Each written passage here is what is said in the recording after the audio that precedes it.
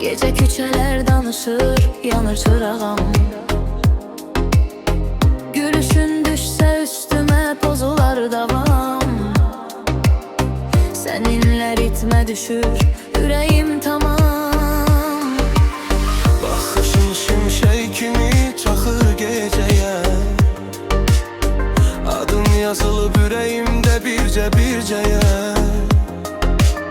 Səni görən gündən həyat düşüb rəngə, Yasəmən gələndə sevgi düşür zəngə.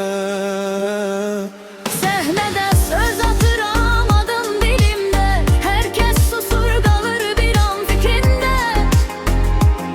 Yasəmən deyəndə alov var içimdə, bu sevda yazılıb taleyin çizgisində.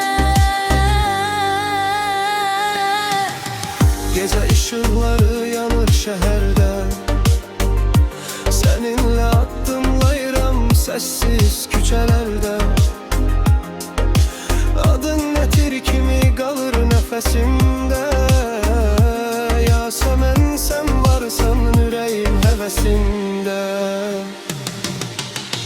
Ritim düşür sürete, sözlerim mutlu. Yasəmən olan yerde yürekti kodlu. Gözlerinden is kimi derin ve sonlu. Seni seven olan qalar biraz donlu. Gecə həyatı musiqi işıqlar yanır, Yasəmən gələndə bütün klub oyanır. Bir baxış atırsan ürəklər yanır, adın çəkiləndə səhnə alovlanır. Yasəmən adın düşüb dillere dastan, bu sevda devam eder her zaman. Yanımda olan da değişir mekan, seninle güzeldi bu hayat, inan.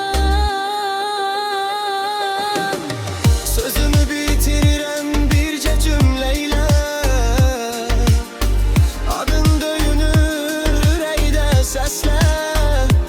Yasəmən sən mənim taleyimlə, bu sevgi yaşayacaq hər gün hər an.